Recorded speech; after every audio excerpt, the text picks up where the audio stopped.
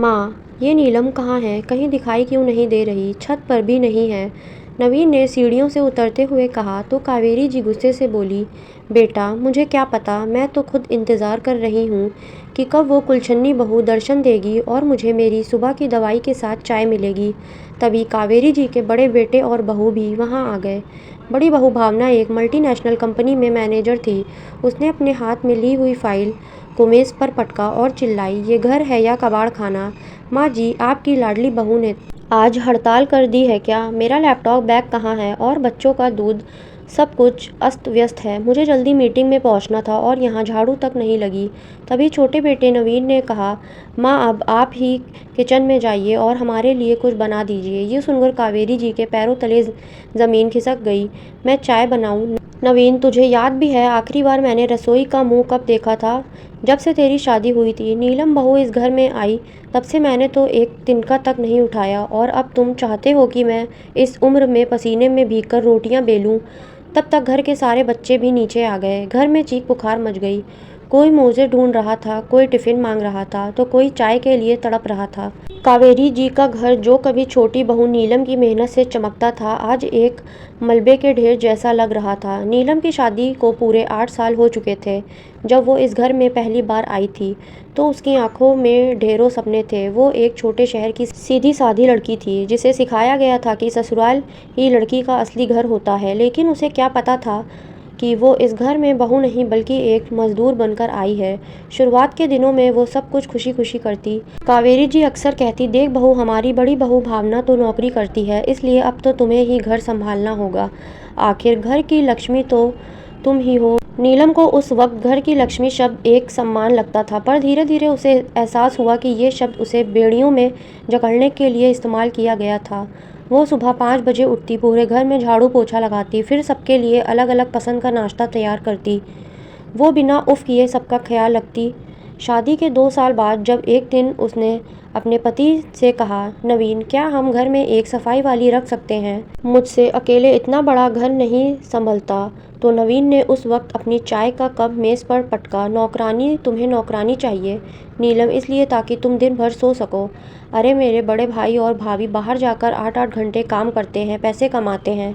तुम घर में रहकर सिर्फ खाना बनाती हो, उसमें भी तुम्हें मौत आती है। अरे कम से कम घर संभाल कर अपनी उपयोगिता तो साबित करो नीलम।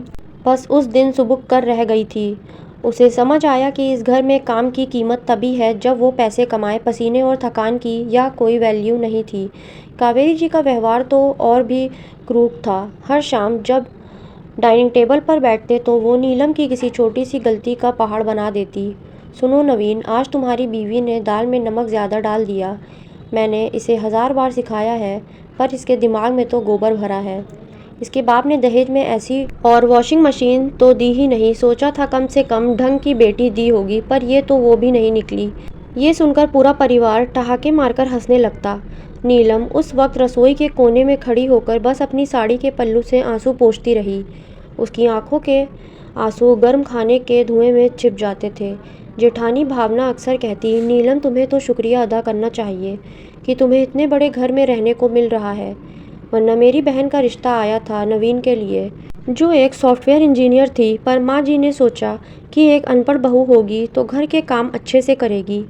अब कम से कम वो काम तो ढंग से करो। अपमान का ये सिलसिला साल दर साल बढ़ता रहा। नीलम के मन की आत्मा रोज टूटती थी, लेकिन वो फिर से उसे समेटकर सुबह 5 बजे खड़ी हो जाती थी। उसे लगता था कि शायद एक दिन ये लोग ज़रूर समझेंगे कि जिस साफ घर में वो रहते हैं, जिस गर्म खाने को वो स्वाद देकर खाते हैं, उसके पीछे उसकी रीढ़ की हड्डी टूट रही है। पर वो दिन कभी नहीं आया। गर्मी में उनकी रसोई किसी भट्टी से कम नहीं थी, खासकर दोपहर के समय जब बाहर का तापमान 45 डिग्री को छू रहा होता। एक दिन नीलम पसीने से तरबतर चूल्हे के सामने रोटियां बेल रही थी। घर के सभी मर्द और बड़ी बहू ऑफिस जा चुके थे। घर में कुल 4 बच्चे थे। जेठ का बेटा सोनू अभी 4 साल का था। रसोई के दरवाजे पर आकर रोने लगा, बड़ी मम्मी भूख लगी है, दूध दे दो। नीलम ने तुरंत हाथ धोए और उसे गोद में उठा लिया। अभी देती हूँ बेटा, बस 2 मिनट रुक जाओ। तभी कावेरी जी अपने एसी वाले कमरे से बाहर निकली। बहू, इस प्रिया को चुप कराओ, मेरा सिर फट रहा है इसके रोने से। और सुनो, आज शाम को भावना के ऑफिस के कुछ दोस्त आ रहे हैं, तो चाय के साथ समोसे और कचौड़ी घर पर ही बनाना। बाहर का तेल नुकसान करता है सबको। नीलम की कमर में सुबह से दर्द था, लेकिन उसने धीरे से कहा, जी माँ जी। शाम हुई, घर फिर से चहल पहल से भर गया। नीलम ने मेहमानों के लिए गर्मा गर्म नाश्ता परोसा। भावना अपने दोस्तों के साथ गर्व से बैठी थी। तभी उसके एक सहकर्मी ने पूछा, भावना ये तुम्हारी छोटी बहन है क्या? बहुत मेहनती है। तो भावना ने ज़ोर से हंसते हुए कहा, अरे नहीं, ये नवीन की पत्नी है। नीलम बस घर संभालती है बेचारी, और कर भी क्या सकती है, पढ़ी लिखी तो है नहीं। तो हम सब ने सोचा इसे घर की होम मैनेजर बना देते हैं। पूरे हॉल में ठहाका गूंज उठा। नीलम ट्रे पकड़े वहीं खड़ी रह गई। उसके चेहरे पर शर्म की लाली दौड़ गई। वो चुपचाप रसोई में चली गई और सिंक के पास खड़ी होकर रोने लगी। तभी उसने देखा कि उसकी जेठानी भावना उसकी तरफ देखकर मुस्कुरा रही थी। नीलम ने वो रात रो रो कर काटी। उसकी आंखों में आंसू नहीं रुक रहे थे। उसने खिड़की से बाहर देखा, जहां चांद की रोशनी में पूरा शहर सो रहा था। उसे एहसास हुआ कि उसने अपनी ज़िंदगी के 8 साल इस घर को दिए थे और बदले में उसे सिर्फ तिरस्कार मिला। उस रात नीलम ने अपनी माँ की उन बातों को याद किया। बेटा, सहनशीलता औरत का गहना है। पर नीलम ने मन ही मन जवाब दिया, नहीं माँ, अगर सहनशीलता अपमान को बढ़ावा दे तो वो गहना नहीं, गले की फांसी बन जाता है। अगले दिन की सुबह एक और करवाहट लेकर आई। नीलम ने माता पिता अपनी बेटी से मिलने आए थे। उनके हाथों में गांव के शुद्ध घी के लड्डू और नीलम के लिए कुछ नए कपड़े थे। जैसे ही वो ड्राइंग रूम में दाखिल हुए, कावेरी जी ने सोफे पर बैठे बैठे ही उन्हें गुस्से से देखा। फिर नाक ऐसे सिकोड़ी जैसे कमरे में कोई गंदगी आ गई हो। नमस्ते समधन जी, नीलम के पिता रमेश जी ने हाथ जोड़कर कहा। तो कावेरी जी बिना जवाब दिए अपनी पत्रिका पलटते हुए बोली, बड़ी जल्दी याद आ गई अपनी बेटी की। यहाँ कोई धर्मशाला तो खुली नहीं है कि जब मन किया झोला उठाकर चले आएं। और ये क्या लाए हैं, यहाँ मत रखना, सोफ़ा गंदा हो जाएगा। नीलम रसोई से दौड़ती हुई आई। अपनी माँ को देखते ही उसके गले लग कर रो पड़ी। हाय मेरी बच्ची, बहुत कमज़ोर लग रही है। तभी नवीन ऑफिस जाने के लिए नीचे उतरा। उसने अपने सास ससुर को देखा, लेकिन पैर छूना तो दूर, उसने एक नमस्ते तक नहीं कहा। उसने घड़ी देखते हुए नीलम पर चिल्लाकर कहा, नीलम, मेरा टिफ़िन कहाँ है? इन फालतू के मेहमानों में उलझी रहोगी या मेरा काम भी करोगी?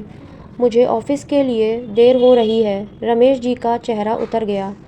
उन्होंने धीमे स्वर में कहा, बेटा, हम बस नीलम को देखने आए थे। तो नवीन ने तंज कसते हुए कहा, अरे इसे क्या होगा, इसे तो बस बहाने चाहिए काम से बचने के। दिन भर घर में पड़ी रहती है, बाहर धूप में निकलना पड़े तो पता चले मेहनत क्या होती है। और आप लोग भी कम से कम आने से पहले फ़ोन तो कर देते, घर में पहले ही इतना काम बिखरा पड़ा है। तभी कावेरी जी ने आग में घी डालते हुए कहा, अरे रहने दो नवीन, इनके संस्कार ही ऐसे हैं।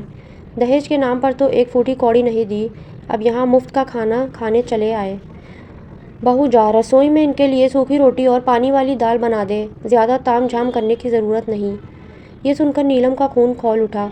उसने अपने पिता की आंखों में वो लाचारी देखी जो उसने पिछले 8 सालों में अपनी आंखों में देखी थी। उसके पिताजी ने अपनी पूरी ज़िंदगी की जमा पूंजी नीलम की शादी में लगा दी थी। आज अपनी ही बेटी के घर में एक अपराधी की तरह खड़े थे। उस दोपहर नीलम ने अपने माता पिता को खाना खिलाया और उन्हें बस स्टैंड तक छोड़ने गई।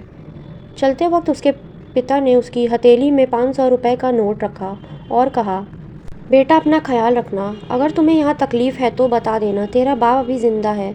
नीलम ने वो नोट मुट्ठी में भींच लिया। उसकी आंखों के आंसू अब सूख चुके थे, उनकी जगह एक ठंडी आग ने ले ली थी। उसने बस स्टैंड पर खड़े होकर फैसला किया कि अब वो चुप नहीं बैठेगी। अगली सुबह सूरज उगा, लेकिन रसोई में आग नहीं जली। सुबह के 6 बज चुके थे, फिर 7 और फिर 8। पूरे घर में सन्नाटा पसरा हुआ था। आमतौर पर इस वक्त नीलम झाड़ू पोछा निपटाकर नाश्ते की तैयारी में लगी रहती थी, लेकिन आज वो अपने कमरे में चुपचाप बैठी थी। उसने अपनी सबसे अच्छी साड़ी पहनी थी। तभी बाहर से कावेरी जी की चीख सुनाई दी, बहू कहाँ मर गई, चाय कहाँ है, मेरा सर दर्द से फट रहा है। थोड़ी देर में नवीन गुस्से में पैर पटकता हुआ आया और कमरे का दरवाज़ा धड़ाम से खोला। नीलम, ये क्या तमाशा है, मेरा नाश्ता कहाँ है, बच्चे भूख से रो रहे हैं और तुम यहाँ महारानी बनी बैठी हो। नीलम ने शांति से नवीन की आंखों में देखा। उसकी आवाज़ में एक ऐसी खनक थी जो नवीन ने पहले कभी नहीं सुनी थी। आवाज़ नीचे करो नवीन, चिल्लाओ मत, चिल्लाना मुझे भी आता है। नवीन हक्का बक्का रह गया। क्या कहा तुमने? तुम्हारी हिम्मत कैसे हुई मुझसे इस तरह बात करने की। नीलम खड़ी हुई और कमरे से बाहर हॉल में आ गई, जहाँ पूरे परिवार इकट्ठा हो चुका था। सब उसे ऐसे देख रहे थे जैसे उसने कोई अपराध कर दिया हो। मम्मी जी, नीलम ने कावेरी जी की ओर देखकर कहा, आपने कल कहा था ना कि घर में काम ही क्या है, और नवीन तुमने कहा था कि मेरी औकात झाड़ू पोछा तक ही सीमित है। तो आज मैंने सोचा कि जब घर में कोई काम ही नहीं है और मेरी औकात ही नहीं है, तो आज से मैं कोई काम नहीं करूँगी। तभी बड़ी बहू भावना ने तंज कसा, ओ तो अब अनपढ़ महारानी हड़ताल पर हैं। ये ड्रामा बंद करो नीलम, मुझे ऑफिस जाना है। जाकर मेरा सैंडविच बनाओ। नीलम ने भावना की आंखों में आंखें डालकर जवाब दिया, दीदी आप तो मैनेजर हैं ना, मैनेजमेंट तो आपको बहुत अच्छे से आता होगा, तो आज घर का मैनेजमेंट भी आप ही देख लीजिए। वैसे भी आप कहती हैं कि मैं दिन भर यहाँ मुफ्त की रोटियाँ तोड़ती हूँ, तो आज से वो रोटियाँ आप खुद तोड़ लीजिए। कावेरी जी चिल्लाई, ज़बान संभाल कर बात कर बहू, तू इस घर की बहू है, काम तो करना होगा। ये सुनकर नीलम ने ज़ोर से हंसते हुए कहा, सच में माँ जी, क्या वाकई आपने मुझे बहू समझा? अगर मैं बहू होती तो आज मेरे माता पिता का इस घर में अपमान नहीं होता। अगर मैं बहू होती तो बीमार होने पर मुझे ताने नहीं दवा मिलती। आपने मुझे नौकरानी भी नहीं समझा, क्योंकि नौकरानी तो तनख्वाह और छुट्टी दोनों मिलती है। आपने मुझे एक मशीन समझा जो बिना तेल और बिना मरम्मत के चलती रहे। तभी नवीन आगे बढ़ा और नीलम का हाथ पकड़ने की कोशिश की। बहुत बोल लिया तुमने, अब चुपचाप रसोई में जाओ वरना। नीलम ने अपना हाथ झटक दिया, वरना क्या नवीन, मारोगे मुझे? निकाल दोगे घर से? निकाल दो, वैसे भी इस घर में मेरे पास खाने के लिए बचा ही क्या है। मेरा आत्मसम्मान तो आप लोग पहले ही कुचल चुके हो। आज से इस घर में झाड़ू नहीं लगेगी, पोछा नहीं होगा, और रसोई में आग तभी जलेगी जब यहाँ रहने वाला हर इंसान अपनी जिम्मेदारी समझेगा। फिर उसने कावेरी जी की तरफ देखकर कहा, माँ जी आज चाय खुद बनाइए, शायद तब आपको पता चले कि 180 डिग्री के चूल्हे के सामने खड़ा होना कैसा लगता है। पूरे घर में सन्नाटा छा गया। नीलम ने अपना बैग उठाया और बिना पीछे मुड़े घर के बाहर निकल गई। आज उसे कहीं जाना था, अपनी पहचान ढूंढने। नीलम के घर से निकलते ही कावेरी जी सोफे पर बैठ गईं और ज़ोर ज़ोर से रोने का नाटक करने लगी। हाय कैसी बहू है, सास को भूखा प्यासा छोड़कर चली गई। नवीन देख अपनी जोरों के लक्षण, आज तो इसने मेरी नाक ही काट दी। नवीन गुस्से में लाल पीला हो रहा था। माँ आप चुप हो जाइए, उसे जाने दीजिए। 2 घंटे में भूख लगेगी तो धूम दबाकर वापस आएगी, आखिर जाएगी कहाँ? उसके बाप के पास तो फूटी कौड़ी नहीं है। लेकिन समय बीतता गया, सुबह के 10 बज गए, ऑफिस आने का समय निकल चुका था। बड़ा बेटा अपनी फाइलें ढूंढ रहा था। भावना रसोई में खड़ी चाय बनाने की कोशिश कर रही थी, लेकिन उसे समझ ही नहीं आ रहा था कि लाइटर कहाँ है और चाय की पत्ती का डिब्बा कहाँ रखा है। माँ जी ये घर है या भूल भुलैया? बच्चों का दूध भी ख़त्म हो रखा है। भावना झुंझुलाकर चिल्लाई और कावेरी जी चुपचाप बैठी रहीं। उधर नीलम शहर के एक छोटे से हुनर केंद्र में पहुंच चुकी थी। उसने अपनी सहेली से पता कर लिया था कि वहाँ खाना पकाने और टिफ़िन सर्विस का एक कोर्स कराया जा रहा था। केंद्र की संचालिका ने नीलम को देखा। नीलम की आंखों में एक अजीब सा संकल्प था, मुझे काम सीखना है, मुझे अपनी पहचान बनाना है। नीलम ने दृढ़ता से कहा तो संचालिका मुस्कुराई, सीखना तो बहाना है नीलम, तुम्हारे हाथ का स्वाद तो तुम्हारी सहेली ने पहले ही बता दिया था। क्या तुम हमारे सेंटर के कैंटीन का प्रभाव संभालोगी? हम तुम्हें रहने की जगह और 15,000 रुपये महीना देंगे। नीलम की आंखों में आंसू आ गए। ये उसके जीवन की पहली कमाई होने वाली थी। उसने तुरंत हाँ कह दी। उसने अपने छोटे से मोबाइल पर एक मैसेज टाइप किया और नवीन को भेज दिया, नवीन अब से मेरा पता मेरी पहचान होगी, तुम्हारी परछाई नहीं, घर का संभालना सीख लो, क्योंकि मैं महारानी बनकर अपनी ज़िंदगी जीऊँगी। उस दिन शाम के 7 बजे पूरे घर में एक ऐसी बदबू आ रही थी जैसे हफ्तों से सफाई ना हुई हो। बच्चे भूखे रो रो कर सो चुके थे। नवीन ऑफिस से थका हारा लौटा तो उसे लगा कि शायद नीलम लौट आई होगी और गर्मा गर्म खाना मेज़ पर होगा, पर वहाँ तो सन्नाटा था। रसोई में भावना और कावेरी जी के बीच युद्ध चल रहा था। बहू ये सब्जी जली हुई क्यों है और रोटियां इतनी कच्ची? कावेरी जी चिल्लाई तो भावना ने बेलन पटक दिया, माँ जी मैं दिन भर ऑफिस में फाइल निपटाती हूँ, यहाँ आकर रोटियाँ बनाना मेरे बस का नहीं है।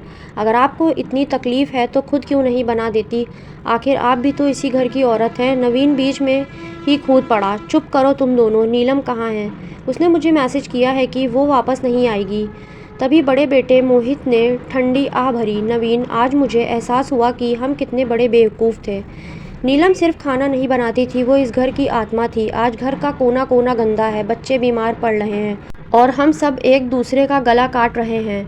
हमने उसे अनपढ़ कहा, लेकिन असली जाहिल तो हम निकले, जो हमें अपना घर तक संभालना नहीं आता। कहते हुए उसने अपनी माँ की तरफ देखा और बोला, माँ, आपने बहू को कभी बेटी नहीं समझा।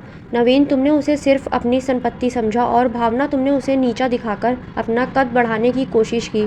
आज वो आज़ाद है और तुम सब अपने ही बनाए अहंकार के पिंजरे में कैद हो। नवीन को पहली बार डर लगा। उसने तुरंत नीलम को फ़ोन लगाया, लेकिन फ़ोन बंद था।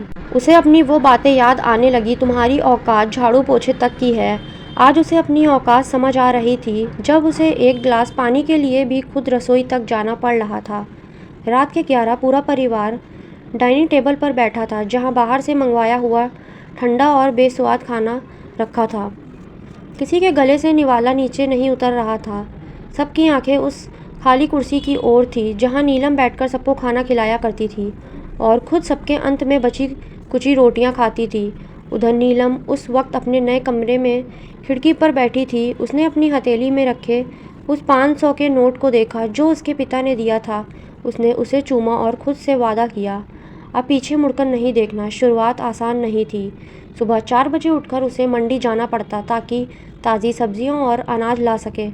उसने एक टिफ़िन सर्विस की शुरुआत की। पहले दिन उसने सिर्फ 10 टिफ़िन बनाए। उसने सोचा था कि शायद कोई अनपढ़ औरत के हाथ का खाना क्यों खरीदेगा, लेकिन जैसे ही लोगों ने उसकी बनाई हुई दाल मखनी और लच्छा पराठा चखा, खबर आग की तरफ फैल गई। शहर के कामकाजी लोग, जो रोज़ होटल का मसालेदार और अस्वस्थ खाना खाकर ऊब चुके थे, उन्हें नीलम के खाने में घर की ममता मिली। बहन जी, आपके खाने में तो माँ के हाथों जैसा स्वाद है, एक युवा सॉफ्टवेयर इंजीनियर ने टिफ़िन लेते हुए कहा। तो नीलम की आंखों में चमक आ गई। उसने पहली बार महसूस किया कि उसकी मेहनत की कीमत केवल बर्तन मांजना नहीं है। एक महीने के भीतर 10 टिफ़िन से संख्या 100 तक पहुंच गई। उसने 2 और ज़रूरतमंद महिलाओं को अपने हाथ काम पर रख लिया। उधर कावेरी जी के घर में नरक जैसा माहौल था। कावेरी जी का शुगर लेवल बढ़ गया था, क्योंकि समय पर दवा देने वाला और परहेज़ का खाना बनाने वाला कोई नहीं था। नवीन अपनी अलमारी में मोज़े ढूंढते हुए थक चुका था।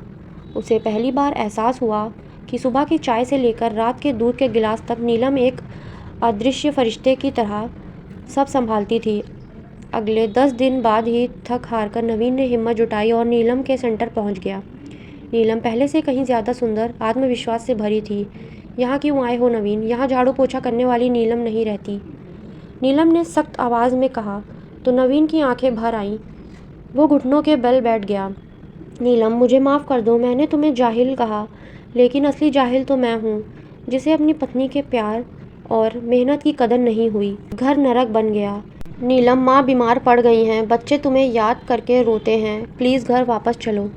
नीलम ने शांत भाव से उसे देखा। नवीन, घर नरक इसलिए नहीं बना क्योंकि मैं वहाँ नहीं हूँ। घर नरक इसलिए बना क्योंकि वहाँ इंसानियत नहीं है। तुमने मुझे एक मुफ्त की मशीन समझा। क्या तुम्हें याद है, जब मेरे माता पिता आए थे, तब तुमने क्या कहा था? तुमने उनकी गरीबी का मजाक उड़ाया था। नवीन ने रोते हुए कहा, मैं सब ठीक कर दूंगा नीलम। मैं माँ से भी कहूँगा कि वो तुमसे माफ़ी मांगे। नीलम ने मजबूती से कहा, काफ़ी शब्दों से नहीं, आचरण से दी जाती है। मैं घर वापस आऊँगी, लेकिन मेरी अपनी शर्तों पर। अब मैं सुबह 5 बजे उठकर सबकी गुलामी नहीं करूँगी। घर के काम में सबको हाथ बांटना होगा। माँ जी को रसोई में मेरी मदद करनी होगी। भावना दीदी को बच्चों की जिम्मेदारी लेनी होगी और तुम्हें मुझे एक स्वतंत्र महिला के रूप में स्वीकार करना होगा। नवीन ने सर झुका लिया। मुझे तुम्हारी हर शर्त मंजूर है, बस एक बार घर लौट आओ। नीलम ने उसे एक टिफ़िन थमाया और कहा, ये लो आज का खाना। कल मैं घर आऊँगी, लेकिन बहू बनकर, नौकरानी बनकर नहीं। अगले दिन जब नीलम ने अपने ससुराल की दहलीज पर कदम रखा, तो माहौल बदला हुआ था। कावेरी जी दरवाजे पर खड़ी थी। उनके हाथों में आरती की थाली थी। उनकी आंखों में वो पुराना अहंकार नहीं, बल्कि एक अजीब सी शर्मिंदगी थी। बहू, मुझे माफ़ कर देना, मैंने बुढ़ापे की आड़ में तेरा बहुत खून जलाया है, कावेरी जी ने धीमी आवाज़ में कहा। तो नीलम ने उनके पैर छुए और बोली, माँ जी, पुरानी बातें पीछे छोड़ दीजिए।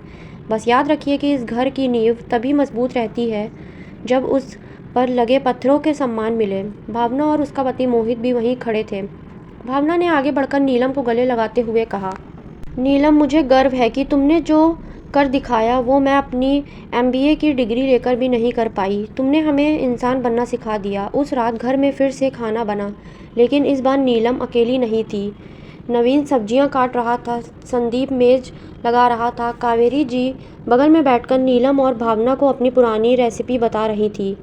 8 साल बाद आज सचमुच उस घर में शांति आई थी, क्योंकि अब वहाँ कोई आदर्श नहीं था। हर किसी की मेहनत को उसकी जगह मिल चुकी थी।